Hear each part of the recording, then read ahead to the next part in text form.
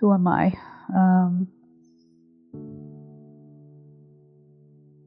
I am a psychologist and an artist who uses photography. Both practices informed each other, what I've learned as a clinician, what I've learned as an artist.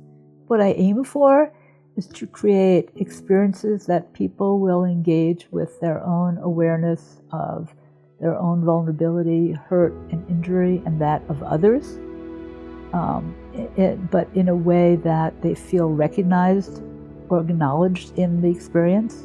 And I think there's a big need for that kind of recognition of our own emotional life.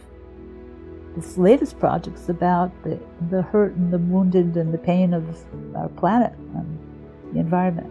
One day I just woke up and I said to myself, we're in crisis with the environment and people are not really paying attention. Why is that? And then I started thinking about my work with why people not attend to things that are overwhelmingly painful, and trying to figure out how to get people to relate to what's going on. The show is called Portraits of the Precarious Earth.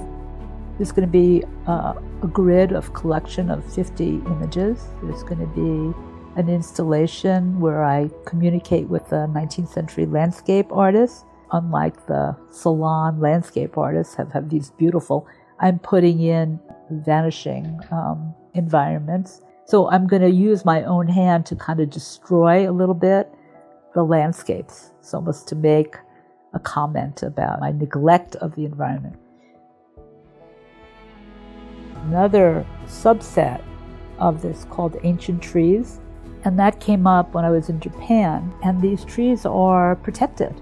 They have ropes or flags around them which let people know that they're sacred trees. Believers of Shinto think that, there's spirits in nature. And I do too, kind of, not maybe concretely, but nature is full of, it's our humanity. We're continuous with it. And I'm going to keep striving to make work as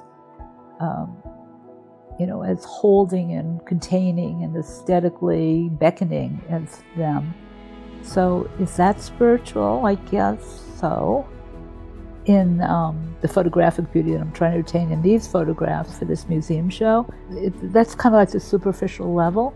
What's underneath it is a lot of intense feelings and sadness. But I look at my work when I take a distance and I go, there's grief and sadness and sentiment. What's the feeling? A longing for some state. And in a way, I've been working through loss and the pain around seeing people suffer my entire life, both as a clinician, as an artist. So